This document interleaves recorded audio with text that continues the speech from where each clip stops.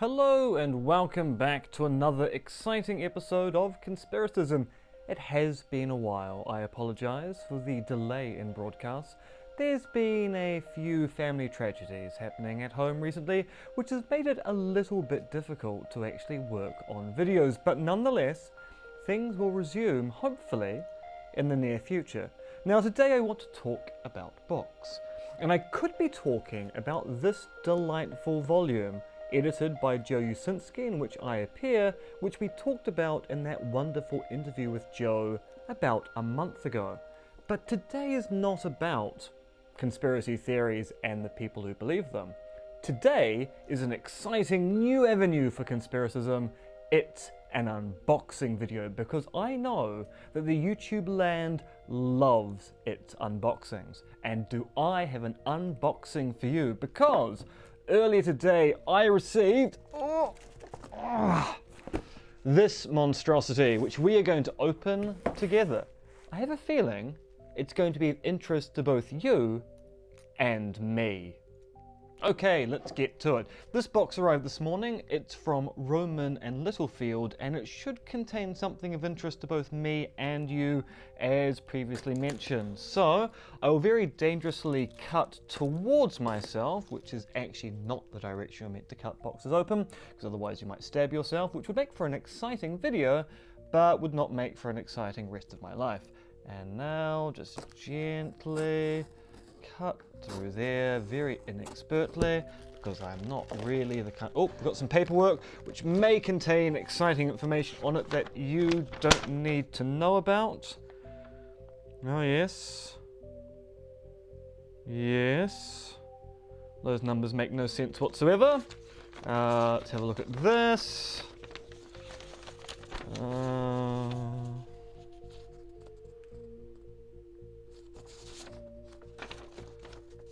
So we've got 3 invoices here, which don't really tell me anything useful. Oh, no, sorry, I'm looking at the wrong file. It's okay. There are 8 items in here, apparently. Let's find out what they are. Okay. Ooh, this is so exciting. Is it? No, not really. All right, we've got paper. Oh.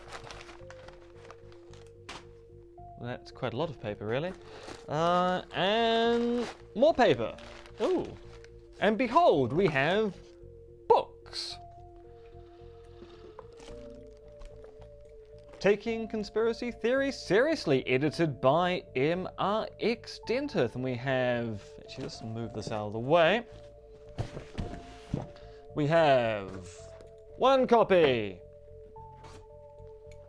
2 copies, 3 copies, 4 copies, 5 copies, 6 copies, 7 copies, and 8 copies. Well, isn't that exciting?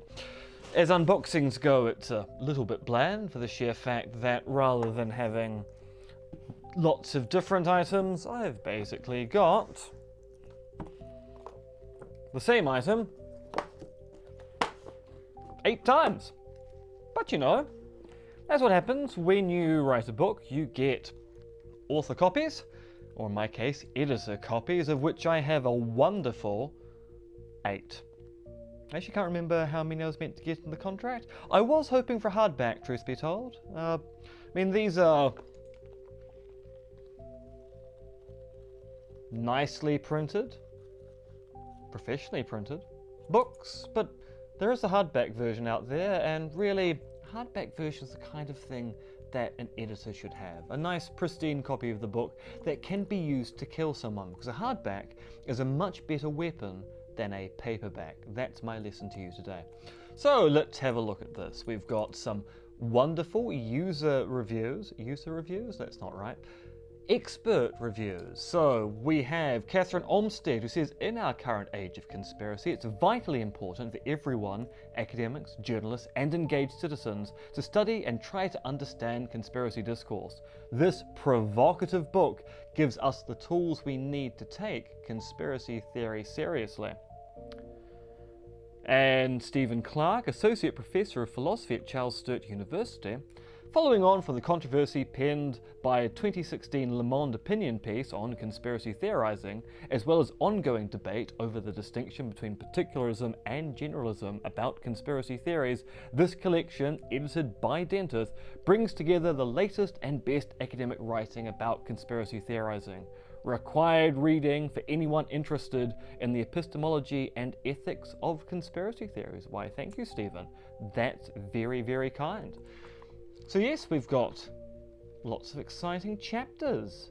Let's have a look. We've got an introduction written by yours truly, then a reprint of my social epistemology article, when inferring to a conspiracy might be the best explanation, Pat Stokes' text, Conspiracy Theory and the Perils of Pure Particularism, Lee Basham's Conspiracy Theory Particularism, both epistemic and moral versus generalism, and then my contribution to that section, what particularism about conspiracy theories entails, where I reply to both Pat and Lee and try to navigate the turbulent waters they have created in response to my social epistemology article.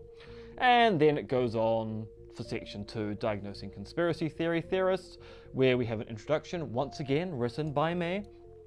The Psychologist's Conspiracy Panic They Seek to Cure Everyone, co-written by me with Lee Basham. Social Scientists and Pathologizing Conspiracy Theorizing by Lee Basham. Governing with Feeling, Conspiracy Theories, Contempt and Effective Governmentality by Jenna Husting. Conspiracy Theorists and Social Scientists by one Curtis Hagen. Clearing Up Some Conceptual Confusions About Conspiracy Theory Theorizing, co-written with me, with Martin Orr. To Measure or Not to Measure, Psychometrics and Conspiracy Theories by Marius Hand-Raab. Anti-Rumor Campaign to Conspiracy Baiting as Propaganda by one David Cody. On Some Moral Costs of Conspiracy Theory, Seeing a Return by Pat Stokes. Conspiracy Theories, Deplorables and Defectability, a reply to Pat Stokes by Charles Pigton. And then finally, my conclusion, Taking Conspiracy Theories Seriously, Investigating Them, which is the final part of the book. And then we've got the About the Authors section at the end, which is all rather exciting. And we've got ourselves a lovely index. Oh, it's quite a nice long index too. Do like a good index. Of course, this is all upside down to you. And, oh, now, right, how many pages is the bibliography? Many pages.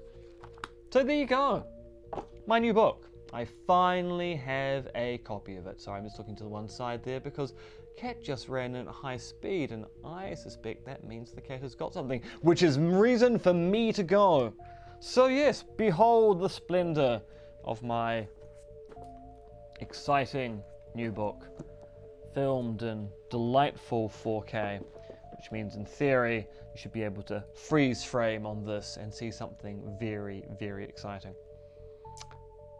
So yes, it's 2019. Welcome back to Conspiracism. New content coming soon, but until then, toodle pip.